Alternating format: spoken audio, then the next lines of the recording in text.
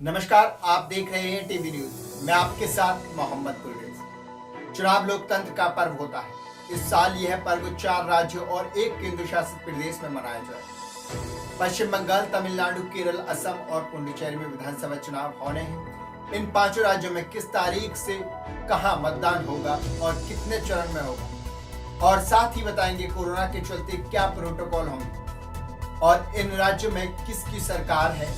यह सब हम बताएंगे इस रिपोर्ट में। पश्चिम बंगाल, तमिलनाडु, केरल, असम और पुडुचेरी के विधानसभा चुनावों को लेकर चुनाव आयोग ने शुक्रवार यानी 26 फरवरी को चुनावी तारीखों की घोषणा कर दी। पश्चिम बंगाल में 8 चरण में चुनावी प्रक्रिया को पूरा किया जाएगा और असम में 3 चरण में, और बाकी के 2 राज्य केरल, तमिलनाडु और एक केंद्र शासित प्रदेश पुडुचेरी में 1 चरण में मतदान होना है।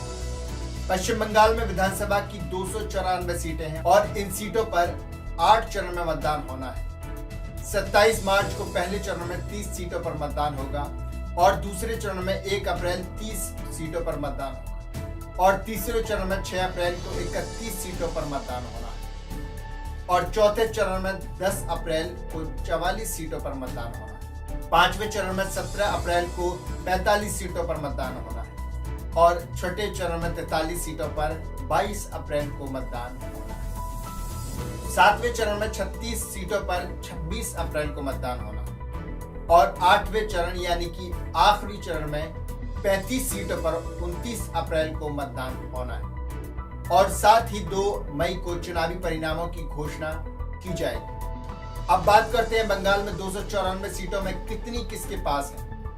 सत्ताधारी पार्टी तृणमूल कांग्रेस के पास 211 विधायक हैं और बीजेपी के पास 3 और कांग्रेस के पास 44 और वहीं मार्क्सिस्ट के पास 32 सीटें हैं और अन्य दलों के पास 10 सीटें हैं।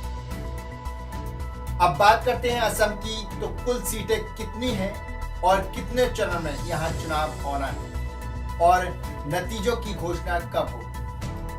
यहाँ विधानसभा की 126 सीटें हैं और यहाँ मतदान 3 चरण में पूरा कराया जाएगा। पहले चरण में 47 सीटों पर 27 मार्च को मतदान होना है और दूसरे चरण में 39 सीटों पर 1 अप्रैल को मतदान कराया जाएगा और वहीं तीसरे चरण में 40 सीटों पर 6 अप्रैल को मतदान कराया जाएगा और साथ ही चुनावी परिणामों की घोषणा 2 मई को की जाएगी। अब बात करते हैं यहाँ किस पार्टी के पास कितने विधायक हैं। टोटल 126 सीटों में सत्ताधारी पार्टी बीजेपी के पास 60 विधायक हैं और कांग्रेस के पास 26 और वहीं असम गण के पास 14 सीटें हैं और बोडोलैंड पीपल्स फ्रंट के पास 12 सीटें हैं। अब बात करेंगे तमिलनाडु, केरल और पुडुचेरी की। चलिए सबसे पहले बात करते हैं तमिलनाडु की। यहाँ विधानसभा की 234 सीटें हैं और यहाँ 1 चरण में 6 अप्रैल को मतदान होना है। अब बात करते हैं यहाँ किस पार्टी के पास कितने विधायक हैं। सत्ताधारी पार्टी AIADMK के पास 136 विधायक हैं और वहीं DMK के पास 89 और कांग्रेस के पास 7, मुस्लिम लीग के पास 5 सीटें हैं। अब बात करेंगे केरल की। यहाँ विधानसभा की 140 सीटें हैं और यहाँ भी 1 चरण में यानी कि 6 अप्रैल को मतदान होना है और साथ ही मतगणना 2 मई को होनी है। यहाँ सत्ताधीश पार्टी लेफ्ट डेमोक्रेटिक फ्रंट्स यानी कि LDF के पास 91 विधायक हैं और UDF के पास 47 और NDA के पास 1, KJS के पास 1 सीट है। अब बात करेंगे पुडुचेरी की, तो यहाँ भी 1 चरण में मतदान होना है।